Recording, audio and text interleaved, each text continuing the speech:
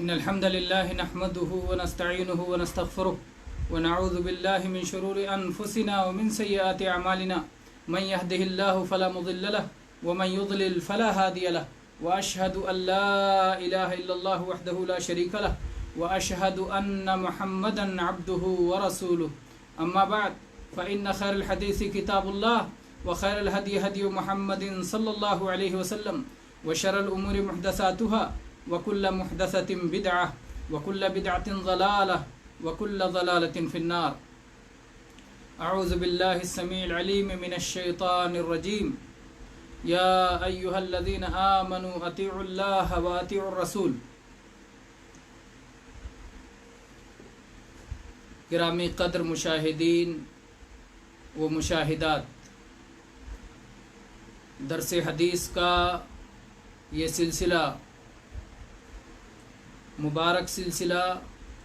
جو اللہ کے فضل و کرم سے جاری ہے، اس میں ہم کتاب الصیام پڑھ رہے ہیں حافظ ابن حجر رحمہ اللہ کی کتاب بلوغ المرام سے، اور صوم کے فوائد سے متعلق کچھ گفتگو کل درس میں ہوئی تھی، جس میں بعض فوائد بتائے گئے تھے، بعض فوائد آج ذکر کر لیتے ہیں۔ اللہ تبارک و تعالیٰ نے قرآن پاک میں جب صوم کی فرضیت کا اعلان فرمایا تو کہا یا ایھا الذین آمنوا کتب علیکم الصیام کما کتب علی الذین من قبلکم لعلکم تتقون۔ تو اس آیت میں دو فائدہ بہت واضح طور پہ سمجھ میں آتا ہے۔ ایک فائدہ تقوی کا، کہ صوم کی وجہ سے تقوی میں مضبوطی آتی ہے اور اللہ کے عذاب سے بچنے کا جذبہ پروان پاتا ہے، اور دوسرا فائدہ منافست اور مقابلے کا فائدہ ہے، کیونکہ صوم وہ عبادت ہے جو صرف اسی امت پر نہیں بلکہ اس سے پہلے سابقہ امتوں پر بھی یہ عبادت اللہ تبارک و تعالیٰ کی طرف سے مشروع تھی۔ تو ہم کو جب اللہ تبارک و تعالیٰ نے خیر امت بنایا ہے تو ہمیں اس عبادت کی ادائیگی بھی دوسروں کے مقابلے میں زیادہ بہتر انداز پہ کرنا چاہیے۔ اسی طرح سے صوم کے فائدے اور حکمتوں میں سے یہ بھی ہے کہ صوم ایک ایسی عبادت ہے کہ جس عبادت سے پہلے بھی عبادت کا موقع ہے، بعد میں بھی عبادت کا موقع ہے۔ یہ عبادت شروع ہونے سے پہلے ایک عبادت کا تقاضا کرتی ہے، اختتام پر بھی ایک عبادت ہمیں ملتی ہے۔ وہ کیا ہے؟ شروع کرتے ہیں ہم اسے سحری سے، اور سحری کھانا عبادت ہے۔ اللہ کے نبی صلی اللہ علیہ وسلم فرمایا تسحروا فإن فی السحور برکہ، سحری کھاؤ کیونکہ سحری کھانے میں برکت ہے۔ اور ایسے ہی ہم جب یہ عبادت مکمل کرتے ہیں تو ہم افطاری کرتے ہیں، اور جناب محمد رسول اللہ صلی اللہ علیہ وسلم نے ہمیں بتایا ہے کہ احب عباد اللہ الی اللہ اعجلہم فطرا، کہ اللہ کے نزدیک وہ بندہ زیادہ محبوب ہے جو افطاری میں جلدی کرتا ہے۔ تو افطاری میں جلدی کرنا ایک عبادت، سحری کھانا ایک عبادت، افطاری پر یہ عبادت مکمل ہو جاتی ہے صوم کی، اور سحری کے بعد یہ عبادت شروع ہوتی ہے۔ تو یہ عبادت شروع کرنے سے پہلے بھی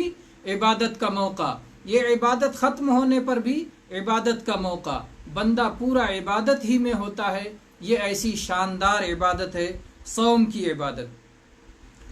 اسی طرح سے اب آئیے یہ معلوم کرتے ہیں کہ یہ صوم اللہ تبارک و تعالیٰ نے کب فرض کیا۔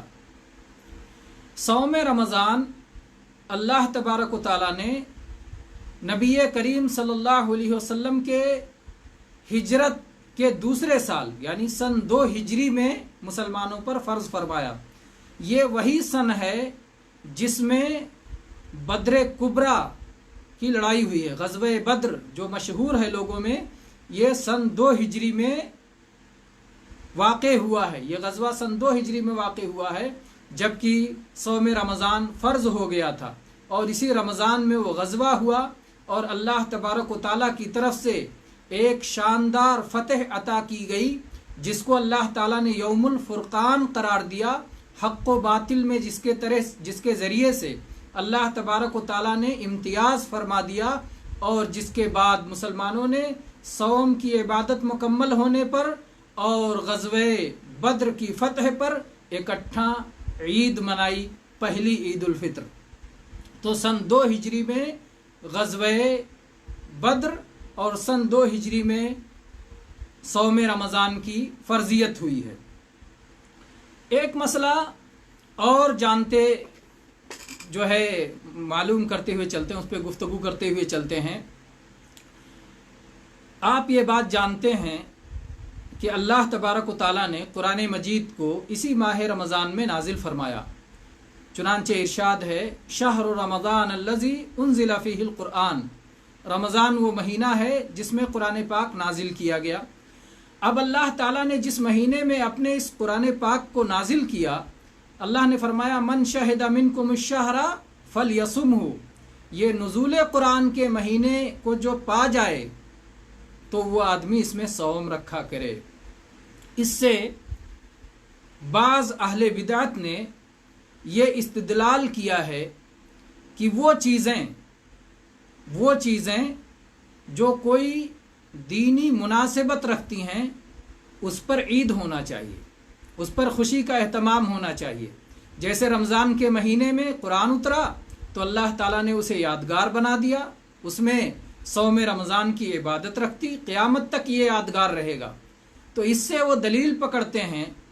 کہ جس دن نبی صلی اللہ علیہ وسلم کی پیدائش ہوئی اسے ہمیں یادگار منانا چاہیے، جس دن معراج کرائی گئی اس رات کو جشن منانا چاہیے، وغیرہ وغیرہ استدلال کرتے ہیں۔ تو کیا یہ استدلال درست ہے؟ کیا ہم کہیں گے ہاں بات تو آپ کی صحیح ہے کہ اللہ نے قرآن اتارا اور اس مہینے میں صوم رمضان رکھ دیا کہ قیامت تک یہ یادگار رہے؟ میرے بھائیوں، ان کی یہ دلیل خود انہی کے خلاف دلیل ہے۔ شیخ الاسلام ابن تیمیہ رحمہ اللہ پر اللہ تبارک و تعالیٰ اپنے رحمتوں کی بارش برسائے، وہ کہا کرتے تھے کہ کوئی بھی باطل پرست جس چیز کو دلیل بنائے، جس آیت کو دلیل بنائے، جو حدیث کو دلیل بنائے، اسی آیت یا حدیث میں اس کے خلاف دلیل موجود ہوتی ہے۔ وہی مسئلہ یہاں بھی ہے۔ جب کوئی یہ کہے کہ اللہ تعالیٰ نے نزول قرآن کے مہینے کو یادگار بنا دیا، اس میں صوم رکھ کر کے، اس سے معلوم ہوتا ہے کہ اس طرح کا جو اہم واقعہ ہو اسے یادگار منانا چاہیے، تو اس کا جواب یہ دیا جائے گا کہ اللہ تبارک و تعالیٰ نے چاہا کہ نزول قرآن کو یادگار بنایا جائے تو اللہ نے بنا دیا، اللہ نے بنا دیا، اس لیے ہم بھی اسے یادگار بنائے رکھتے ہیں۔ اور اللہ تبارک و تعالیٰ نے جن چیزوں کو یادگار بنانا چھوڑ دیا، جبکہ اللہ تعالیٰ چاہتا تو بنا سکتا تھا، رسول اللہ صلی اللہ علیہ وسلم کو اس کی رہنمائی فرما سکتا تھا، رسول اللہ صلی اللہ علیہ وسلم بھی اسے یادگار بنا سکتے تھے، لیکن جب اللہ تعالیٰ نے سکھایا نہیں، نبی کریم صلی اللہ علیہ وسلم نے منایا نہیں، تو ہم کو کہاں یہ اجازت مل سکتی ہے کہ ہم کسی دن کو اپنی طرف سے یادگار دن بنا لیں یا کسی مہینے کو اپنی طرف سے یادگار مہینہ بنا لیں؟ اس کی قطعاً اجازت نہیں دی جا سکتی ہے۔ یہ دین مکمل ہے، اور اللہ کے نبی صلی اللہ علیہ وسلم سے یہ بات ثابت ہے کہ دین کے نام پر جو بھی نئی چیز ایجاد کی جائے وہ مردود ہے۔ من عمل عملا لیس علیہ امرنا فہو رد، من احدث فی امرنا ھذا ما لیس منہ فہو رد۔ اللہ تعالیٰ نے فرمایا الیوم اکملت لکم دینکم، اللہ کے نبی صلی اللہ علیہ وسلم نے فرمایا ترکتکم علی المحجۃ البیضاء لیلھا کنہارھا۔ تو ایک نہیں بے شمار دلائل ہیں جس سے بات معلوم ہوتی ہے کہ جس چیز کو اللہ تعالیٰ یادگار بنانا چاہتا تھا جس موقع پر اللہ تعالیٰ عید چاہتا تھا اللہ تبارک و تعالیٰ نے اسے عید بنا دیا۔ آپ وہ واقعہ بھی یاد کریں، ایک یہودی آیا عمر فاروق رضی اللہ عنہ کی مجلس میں اور اس نے کہا کہ اے مسلمانوں، تم پر ایک ایسی شاندار آیت اتری ہے کہ اگر ہم یہودیوں پہ اتری ہوتی تو ہم اس دن کو عید کا دن منا لیتے، عید کا دن بنا لیتے۔ تو عمر فاروق رضی اللہ عنہ نے پوچھا کہ آخر وہ کون سا دن ہے اور وہ کون سی آیت ہے جس کے بارے میں تم یہ تصور رکھتے ہو کہ اس کے نزول پر عید ہونا چاہیے؟ اس نے کہا الیوم اکملت لکم دینکم واتممت علیکم نعمتی ورضیت لکم الاسلام دینا۔ یہ آیت جس میں اللہ تعالیٰ نے اپنے دین کے مکمل کرنے کا اور اپنی نعمتوں کے تمام کرنے کا اور اسلام کو بطور دین اپنے پسند کرنے کا، اپنی رضا کا اعلان کیا ہے، یہ ایسی چیز ہے کہ جس پر خوشی منانا چاہیے اور جسے عید منانا چاہیے۔ عمر رضی اللہ عنہ نے کہا واللہ انی لأعلم فی ای یوم نزلت وفی ای مکان نزلت۔ اللہ کی قسم مجھے خوب اچھی طرح معلوم ہے کہ یہ آیت کس دن نازل ہوئی اور کس جگہ نازل ہوئی۔ فی یوم جمعہ، فی یوم عرفہ، جب یہ آیت نازل ہوئی تھی تو وہ عرفہ کا عید کا دن تھا اور ہفتے میں جمعہ کا دن تھا۔ جمعہ بھی مسلمانوں کی عید ہے، عرفہ بھی مسلمانوں کی عید ہے۔ تم ایک عید کا تصور کر رہے ہو، اللہ تعالیٰ نے دو عیدیں اکٹھا کر دی ہیں۔ تو اگر کوئی بات واقعی فطرت کے مطابق ہوتی ہے تو اللہ تبارک و تعالیٰ نے اسے پہلے سے اس دین میں مشروع کر دیا ہے، اور اگر وہ فطرت کے خلاف ہے تو اللہ تبارک و تعالیٰ نے اس کی اجازت نہیں دی ہے۔ اس لیے اگر کوئی شخص اس کو دلیل بنائے تو اسے کہا جائے گا کہ آپ کی دلیل بھی صحیح نہیں، آپ کا استدلال بھی صحیح نہیں۔ جس مسئلے پر اسے دلیل بنا رہے ہیں اس مسئلے کے لیے یہ چیز دلیل نہیں ہے۔ تو بہرحال ہم نے یہ سمجھا کہ رمضان کو اللہ تعالیٰ نے اس رکن کی ادائیگی کے لیے اگر متعین کیا ہے اور اس کو لے کر کے کوئی شخص کہے کہ دینی مناسبتوں پر کوئی عبادت ہونی چاہیے تو اس کی یہ دلیل صحیح نہیں ہے۔ رمضان یہ سارے مہینوں میں سب سے زیادہ فضیلت والا مہینہ ہے، تو کیا اس کی بنا پر ہم اسے حرمت والا مہینہ کہہ سکتے ہیں؟ نہیں، حرمت والے مہینے دوسرے ہیں جس میں سے رمضان نہیں ہے۔ حرمت والے مہینے کل 4 ہیں،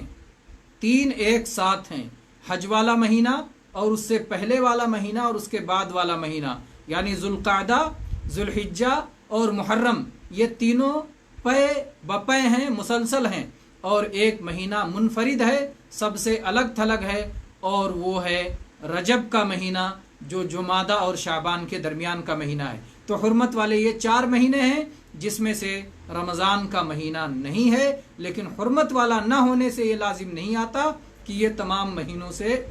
افضل نہیں ہے، یہ تمام مہینوں سے افضل ہے۔ ایک مسئلہ اور پہلے اہل علم کے یہاں موضوع بحث ہوتا تھا، ہم اس کی طرف اشارہ کر دیتے ہیں، وہ یہ کہ کیا صرف رمضان کہنا جائز ہے یا رمضان کا مہینہ کہنا پڑے گا؟ اب میرے خیال سے کہیں اس بات پر کوئی اختلاف نہیں رہ گیا کہ صرف رمضان کہنا جائز ہے، رمضان کا مہینہ کہنا لازم نہیں ہے۔ ایک اور مسئلہ کہ رمضان کا کیا معنی ہے؟ را میم ضاد، اس کے معنی میں جلانے کا معنی پایا جاتا ہے۔ تو رمضان کا نام کیا یوں ہی رمضان پڑ گیا، یا جس وقت مہینوں کے نام رکھے گئے تھے اس وقت رمضان کے مہینے میں سخت گرمی تھی تو ان جھلسا دینے والی گرمی کا خیال کرتے ہوئے اس مہینے کا نام رمضان رکھ دیا گیا، یا یوں ہی رکھ دیا گیا؟ یہ بھی ممکن ہے کہ جب مہینے کے نام ابتدا میں رکھے گئے تو رمضان کا مہینہ سخت گرمیوں میں پڑا، اس لیے اسے رمضان رکھ دیا گیا کہ ایسی گرمی ہے جو جھلسا دینے والی ہے۔ دوسرا یہ مفہوم بھی اہل علم نے بتایا ہے کہ رمضان کے مہینے میں جو بندے اللہ کی عبادت کرتے ہیں اللہ تبارک و تعالیٰ ان کے گناہوں کو جلا کر کے جھلسا کر کے ختم کر دیتا ہے، تو اس لیے اس مہینے کا نام رمضان ہے۔ تو یہ کوئی بھی علت ہو سکتی ہے، بہرحال نام تو نام ہے، کبھی اس کی کوئی وجہ ہوتی ہے اور کبھی اس کے پیچھے وجہ نہیں ہوتی۔ اب ہم چلتے ہیں حدیث کی طرف۔ اس مہینے میں جو حدیث ہے اس کتاب الصیام میں بلوغ المرام کی 619 نمبر حدیث، جو کہ متفق علیہ حدیث ہے صحیح بخاری اور صحیح مسلم میں، اور جس کے راوی بھی ابو ہریرہ رضی اللہ عنہ ہیں۔ ہماری پہلی حدیث کا جب بیان ہوا تو اس کے راوی بھی ابو ہریرہ رضی اللہ عنہ تھے، اور ابو ہریرہ رضی اللہ عنہ کے بارے میں تفصیل کے ساتھ بیان کیا گیا، یعنی درس کے مطابق تفصیل، ورنہ بہت اختصار ہے۔ ابو ہریرہ رضی اللہ عنہ سے متعلق کئی دروس میں بیان کیا جا سکتا ہے، لیکن اختصار کے ساتھ ان کے بارے میں بعض چیزیں بیان کی گئیں۔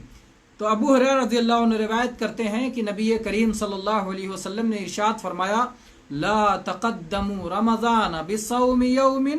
ولا یومین الا رجل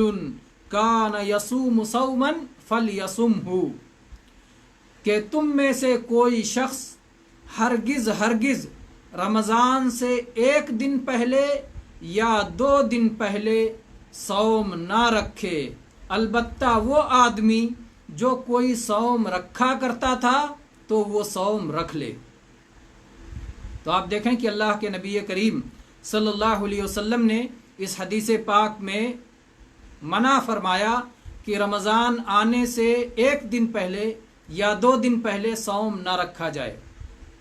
1 دن پہلے 2 دن پہلے صوم نہ رکھا جائے۔ ہاں اگر کسی کی عادت رہی ہو، جیسے کوئی آدمی سوموار کو صوم رکھنے کی عادت ہے،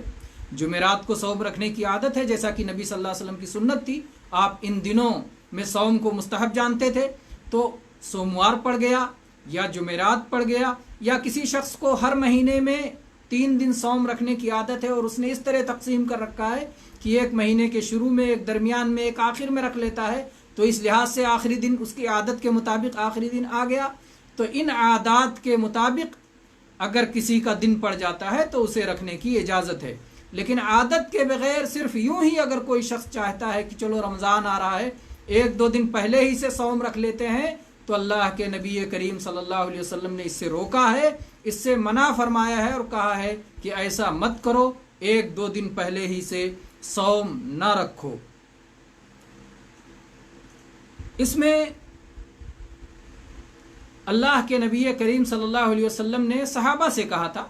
کہ رمضان آنے سے 1 دن پہلے یا 2 دن پہلے صوم نہ رکھو، لیکن یہ صحابہ کے ساتھ خاص نہیں ہے، بلکہ قیامت تک آپ کی جتنی امت آئے گی سب کے لیے یہی حکم ہے کہ 1 دن یا 2 دن پہلے یوں ہی بطور نفل، جبکہ ان کی کوئی عادت نہیں ہے، تو صوم نہ رکھیں۔ اس سے روکنے کی کیا وجہ ہو سکتی ہے؟ علماء نے بہت سارے اسباب اور وجوہات تلاش کیے، اس میں سے بعض نے یہ وجہ بتائی کہ 1-2 دن پہلے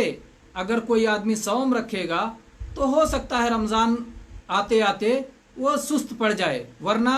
چاند دیکھنے کے بعد چاند کا انتظار کرے گا پھر رکھے گا تو پورے نشاط اور پوری دلچسپی کے ساتھ رکھے گا۔ تو یہ وجہ کوئی بہت معقول اور بہت طاقتور نہیں معلوم ہوتی، اس لیے کہ پھر عادت والے کو بھی چھوٹ نہیں ملنی چاہیے، اس لیے کہ عادت والا بھی اگر پہلے صوم رکھ لے گا تو اس کے یہاں یہ سستی ہو سکتی ہے، تو اس لیے یہ وجہ طاقتور معلوم نہیں ہوتی۔ اسی طرح سے بعض لوگوں نے یہ سبب بیان کیا ہے کہ اللہ کے نبی کریم صلی اللہ علیہ وسلم نے اس لیے 1-2 دن پہلے صوم رکھنے سے منع کر دیا کیونکہ تاکہ فرض اور نفل میں فرق ہو جائے، فرض اور نفل کے درمیان فاصلہ ہو جائے۔ جیسے فرض صلاۃ کے بارے میں ہے کہ آپ نے اگر کہیں کسی جگہ پر فرض صلاۃ ادا کی تو فرض صلاۃ کے بعد اسی پر فوراً سلام پھیرتے ہی کھڑے ہو کر کے نفل نہ پڑھیں، کھڑے ہو کر کے سنت نہ پڑھیں، بلکہ کسی سے بات کر لیں یا جگہ بدل لیں یا کچھ ذکر و اذکار کر لیں، اس کے بعد سنت کے لیے کھڑے ہوں، تاکہ فرض اور نفل میں فرق ہو جائے، فاصلہ ہو جائے، دونوں ایک دوسرے سے جڑا ہوا نہ رہے۔ یہ بھی ایک طرح کی تعلیل کسی حد تک مناسب ہے، لیکن یہ تعلیل بھی کوئی بہت زیادہ مضبوط نہیں ہے۔ اس میں بھی وہ اشکال پیدا ہوتا ہے کہ عادت والے کو پھر چھوٹ کیوں دی گئی۔ اس میں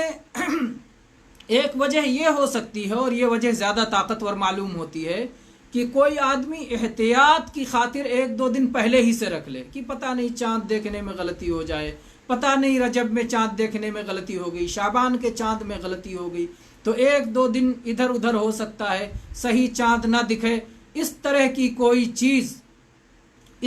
کوئی چیز آ جائے، وہ سوچ کر کے وہ بندہ صوم رکھ لے، تو اس کو کہتے ہیں تنطع، اس کو کہتے ہیں تشدد، اس کو کہتے ہیں حد سے تجاوز کرنا۔ اس لیے اگر کوئی شخص اس طرح سے صوم رکھتا ہے احتیاط کے نام پر، تو گویا وہ تشدد کا اور حد سے تجاوز کرنے کا ارتکاب کرتا ہے، اور شریعت میں یہ چیز سخت ممنوع ہے۔ تو احتیاط کے نام پر اگر کوئی صوم رکھتا ہے تو اس کی وجہ سے، اور یہ تعلیل قوی معلوم ہوتی ہے۔ اسی طرح سے یہ تعلیل بھی ہے کہ کوئی آدمی استقبال میں کہ چلو چاند دیکھنے کی کیا ضرورت ہے کہ ہم چاند دیکھ کے ہی صوم رکھیں گے، کوئی آدمی یہ سوچے کہ ہم چاند دیکھ کے ہی کیوں صوم رکھیں گے، ہم تو 2 دن پہلے سے رکھ لیں گے، 1 دن پہلے ہی سے رکھ لیں گے، تو یہ بھی بیجا تکلف ہے، اور یہ شریعت کی تابع داری نہیں ہے، یہ منمانی ہے، اس لیے اس سے روکا گیا ہے۔ تو کیونکہ ہمارے لیے تو نبی کریم صلی اللہ علیہ وسلم کا حکم اہم ہے، اور اسی لیے ایک مومن کے لیے اس ممانعت کی سب سے اہم وجہ یہ معلوم ہوتی ہے کہ یہ اللہ کے رسول صلی اللہ علیہ وسلم کے حکم کی تعمیل ہے۔ اللہ کے رسول صلی اللہ علیہ وسلم نے جب فرمایا کہ رمضان سے 1-2 دن پہلے صوم نہ رکھو، تو ہم نہیں رکھیں گے، یہی وجہ ہے کہ آپ نے حکم دیا، ہم نہیں رکھیں گے۔ اب اور کیا اسباب ہیں؟ ایک ایمان والے کے لیے یہ سبب کافی ہے، جیسا کہ آپ وہ حدیث دیکھیں جس میں عائشہ رضی اللہ عنہا سے ایک عورت آ کے پوچھتی ہے کہ عائشہ، اماں عائشہ، یہ بتائیے کہ رسول اللہ صلی اللہ علیہ وسلم نے یا ہمارے دین نے یا شریعت نے کیوں ایسا کیا ہے کہ ایک حیض والی عورت کو صوم کی قضا کرنی پڑے گی اور صلاۃ کی قضا نہیں کرنی پڑے گی؟ تو عائشہ رضی اللہ عنہا نے کہا کہ نبی کریم صلی اللہ علیہ وسلم نے ہم کو ایسے ہی حکم دیا ہے۔ ایک ایمان والے کے لیے سب سے بڑی وجہ یہی ہے کہ اللہ کے نبی کی تعلیم یہی ہے، قرآن میں ایسے سکھایا گیا، حدیث میں ایسے سکھایا گیا، یہ سب سے بڑی وجہ ہے ایک ایمان والے کے لیے کہ اللہ رسول کا حکم آ جائے تو وہی ہمارے لیے علت کے طور پر کافی ہے۔ اس میں ایک مسئلہ اور ہے، وقت تو ختم ہو گیا، لیکن اس حدیث میں بھی بہت سارے فوائد اور مسائل ہیں جو کہ ہمارے سامنے آتے تو اس کا فائدہ ہوتا۔ ابھی اس پر اکتفا کرتے ہیں، انشاءاللہ ان مسائل پر کل کے درس میں گفتگو کریں گے، ان فوائد پر جو اس حدیث سے معلوم ہوتے ہیں۔ وقت کی پابندی سب کے لیے مفید ہے، ہمارے لیے بھی اور آپ کے لیے بھی، اسی میں برکت ہے، تو اس لیے اسی پر اکتفا کرتے ہیں، اور انشاءاللہ بقیہ فوائد پر کل گفتگو کریں گے۔ معذرت چاہتا ہوں، درمیان میں بہت سارے لوگ، یہ وہی موبائل ہے جس میں ہم آئیمو اور جو ہے دوسرے ایپس استعمال کرتے ہیں، تو آئیمو پہ بہت سارے لوگ لائک اور السلام علیکم اور خیریت اور کیا کیا، ایک صاحب کو تو مجھے اس لیے ابھی فوراً ان کو میوٹ کرنا پڑا کہ وہ زیادہ ڈسٹرب کر رہے تھے۔ بہت افسوس کی بات ہے، جبکہ آئیمو میں ہی بار بار ہم نے اعلان کیا ہے کہ ہمارا 4 سے 4:30 بجے کے درمیان سعودی عرب کے ٹائم کے مطابق درس حدیث رہے گا، تو اگر آپ اس درس کو نہیں سن رہے ہیں تو کم سے کم اس وقت میں ڈسٹرب تو نہ کیجیے، اور مجھے کوئی ایسا قابل اعتماد اور مفید پروگرام نہیں ملا جس کی وجہ سے اس کو بند کیا جا سکے۔ اگر ہم فورس اسٹاپ کرتے ہیں پھر بھی آئیمو چالو ہو جاتا ہے، اگر ہم جو ہے اس پر ڈال دیتے ہیں ہوائی موڈ پر، ہوائی جہاز موڈ پر، تو بھی اس کے بعد آئیمو چالو ہو جاتا ہے، اور کچھ لوگ ڈسٹربنگ جاری رکھتے ہیں۔ اللہ تبارک و تعالیٰ مجھے اور ان سب کو ہدایت نصیب فرمائے۔ بہرحال یہ دنیا ہے، اور دنیا ان چیزوں سے خالی نہیں ہے جس سے آپ کو کوفت ہو، جس سے آپ کو تکلیف ہو، جس سے آپ کو مشقت ہو، تو دنیا ہے، ان مشقتوں کے تحمل کی ہمیں عادت رکھنا چاہیے، اور صبر و تحمل میں اللہ تعالیٰ کی طرف سے اجر ملنے والا ہے انشاءاللہ۔ ہم اللہ سے اس کے لیے اجر کی امید رکھتے ہیں، اور اگر اس مصیبت کو ختم کرنے کے لیے کسی کے پاس کوئی اچھی مناسب تدبیر ہے جس سے ہمیں واقف اور آگاہ کرا سکتا ہے، تو ضرور ہمارے واٹس ایپ پر یا آئیمو پر یا فیس بک پر ہی کسی طرح سے بھی ہمیں آگاہ کرے، تاکہ ہم اس ڈسٹربنگ سے محفوظ رہیں اور آپ سب کو بھی محفوظ رکھ سکیں۔ جزاکم اللہ خیر۔ اور کن کن بھائیوں نے ماشاءاللہ آج سخاوت علی شیخ، اللہ انہیں جزائے خیر عطا فرمائے، درس میں پہلے نمبر پہ وہی جڑے، اور اس کے بعد میں بہت سارے ساتھی جڑتے رہے جس میں سے ہم تیزی سے گزرتے ہیں۔ شہزاد احمد صاحب، انور اعظمی صاحب، اور محمد روشن خان، وسیم خان،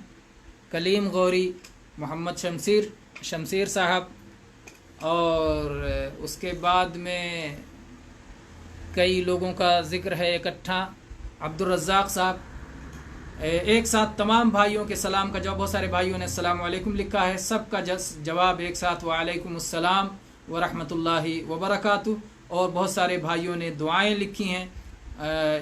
ایک ساتھ سب کے لیے آمین۔ اللہ تعالیٰ آپ سب کی دعائیں قبول فرمائے۔ شیخ یاسین کوہلی صاحب، اللہ جزائے خیر دے بہت بہت، اور اسی طرح سے راشد خان صاحب، اور ایسے ہی عبدالرزاق صاحب نے شاید ایک سوال لکھا، شیخ صاحب عقیقہ کے حوالے سے بتایا جائے کہ 2 بیٹوں کا عقیقہ کرنا ہے، یعنی کیا طریقہ ہے؟ ماشاءاللہ، اگر آپ کو جڑواں بیٹے ایک ساتھ پیدا ہوئے ہیں، 2 بیٹے، تو پھر 7ویں دن 2 بکروں کے بجائے 4 بکرے اگر اللہ نے آپ کو طاقت دی ہو تو یہ آپ کے لیے عقیقہ کرنا سنت ہے۔ 2 بکرے، 2 بکریاں، شاءتان مکافئتان عن الغلام، شاءتان مکافئتان، کہ بچے کی طرف سے 2 ایک طرح کے، ایک جیسے ہم عمر جو ہے بکرے یا بکریاں ہونا چاہیے، یہ عقیقہ کا مسئلہ ہے۔ اور اگر آپ نے وقت پہ نہیں کیا، 7واں دن عقیقے کا دن متعین ہے، اور اگر آپ 7ویں دن نہیں کر سکے اور مؤخر ہو گیا تو اصل سنت تو 7ویں دن ہے، پھر سلف سے 14ویں اور 21 دن بھی ثابت ہے۔ اب مسئلہ یہ ہوتا ہے، کیا یہ سنتیں 2 طرح کی ہیں؟ اسلامی شریعت میں سنتیں 2 طرح کی ہیں، ایک وہ سنت کہ جس کی قضا مشروع ہے، اور ایک وہ سنت کہ اس کا وقت نکل جائے تو اس کی قضا نہیں ہے۔ مثال کے طور پر اذان کا جواب دینا سنت ہے،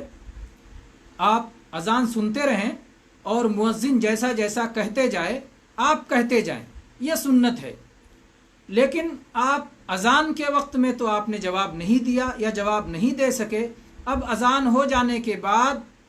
10 منٹ بعد، 15 منٹ بعد، یا آدھا گھنٹے بعد، یا 1 گھنٹے بعد آپ سوچتے ہیں ارے لاؤ اکٹھا میں اذان کا جواب دے لو، تو پوری اذان آپ دہرا لیتے ہیں۔ تو کیا اذان کے جواب دینے کی سنت کی قضا کی جا سکتی ہے؟ اہل علم کہتے نہیں، یہ ایسی سنت ہے کہ اس کا وقت چلا گیا تو یہ سنت آپ سے فوت ہو گئی، اس کی قضا نہیں ہے۔ تو سنت کی ایک قسم یہ ہوئی۔ سنت کی دوسری قسم یہ ہے کہ جس کی قضا مشروع ہے، جیسے ظہر سے پہلے 4 رکعت سنتیں ہیں، 2 رکعت یا 4 رکعت، اللہ جسے جتنی توفیق دے۔ اب آپ نہ 2 پڑھ سکے نہ 4 پڑھ سکے، آپ آئے، جماعت کھڑی ہو گئی، مسجد میں پہنچے، جماعت کھڑی ہے، تو آپ جماعت میں شامل ہو جاتے ہیں اور ظہر 4 رکعتیں فرض ادا کر لیتے ہیں، اور اس کے بعد پہلے کی 4 رکعت سنتیں پڑھتے ہیں، پھر بعد کی 2 رکعت سنتیں پڑھتے ہیں، پوری 6 رکعت سنتیں پڑھ لیتے ہیں۔ یعنی آپ نے سنت کی قضا کر لی، یہ سنت کی قضا مشروع ہے، اور نبی کریم صلی اللہ علیہ وسلم کی بہت ساری احادیث میں یہ قضا ثابت ہے، سنت کی قضا کرنا ثابت ہے اللہ کے نبی کریم صلی اللہ علیہ وسلم سے۔ اب علماء میں اس بات پر اختلاف ہے کہ عقیقہ اگر اپنے وقت پہ نہ ہو، جس وقت سنت ہے، یعنی 7ویں دن اگر کوئی بندہ عقیقہ نہ کر سکے تو کیا عقیقہ ایسی سنت ہے جس کی بعد میں قضا کی جا سکتی ہے، یا ایسی سنت ہے جس کی قضا نہیں کی جا سکتی؟ اس میں اہل علم میں اختلاف ہے، اور دونوں طرف علماء کی ایک قابل اعتماد جماعت موجود ہے۔ زیادہ قریب بات یہ معلوم ہوتی ہے کہ یہ ایسی سنت ہے جس کی قضا کی جا سکتی ہے، یہ ایسی سنت ہے جس کی قضا کی جا سکتی ہے، لیکن یہ عقیقہ کی ہماری اپنی ذمہ داری نہیں، عقیقہ کی ذمہ داری والد کی ہے، والد کی ہے ذمہ داری۔ تو والد جب اپنے اولاد کی طرف سے عقیقہ کرنا چاہے زندگی میں کبھی بھی تو وہ عقیقہ کر سکتا ہے انشاءاللہ تعالی۔ واللہ تعالی عالم، وصلی اللہ علی نبینا وسلم۔ تو یہ عقیقے کے تعلق سے چند باتیں تھیں۔ اس کے بعد ابو زین العابدین اور ریاض الدین جمال الدین صاحب ہیں،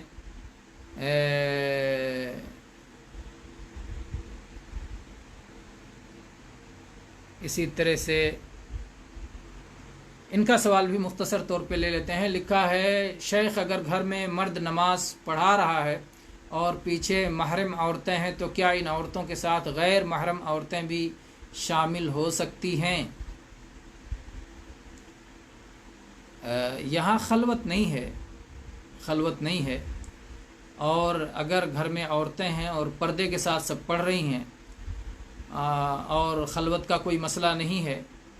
تو جس طرح سے بہت سارے معاملات میں غیر محرم یعنی امامت میں ایسی کوئی شرط نہیں ہے کہ امام محرم ہی ہو۔ امام جمعہ پڑھا رہا ہے، عورتیں مسجد میں جا کے پڑھ رہی ہیں، جس امام کے پیچھے وہ ان کا محرم ہے، ایسا نہیں ہے۔ تو کبھی بھی اقتداء کی شرطوں میں سے یہ نہیں ہے کہ امام کو محرم ہونا چاہیے، اس لیے اگر کچھ غیر محرم خواتین آ کے شامل ہو جاتی ہیں، لیکن بھائی یاد رہے اس وقت جو ہے سماجی دوری بنا کے رکھنا چاہیے، معاشرتی دوری بنا کے رکھنا چاہیے۔ اس وقت کورونا وائرس کے وبا میں یہ میل جول سے پھیلتا ہے، اس لیے مسئلہ اپنی جگہ،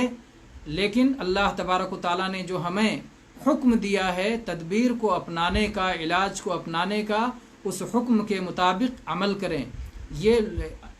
تدبیریں اپنانا اور علاج کرنا اور احتیاط کرنا اور پرہیز کرنا یہ اسلامی طریقہ ہے، یہ شرعی طریقہ ہے، اس لیے اس طریقے کو نہ بھولیں، اور اس طریقے میں غلطی کرنے کی وجہ سے بہت سارے مفاسد پیدا ہو رہے ہیں، اس کو ضرور سمجھیے۔ اللہ تبارک و تعالی آپ سب کے جسم و جان کی، دین و ایمان کی، ہر ایک کی حفاظت فرمائے۔ اقول قولی ھذا واستغفر اللہ لی ولکم من کل ذنب فاستغفروہ انہ ھو الغفور الرحیم۔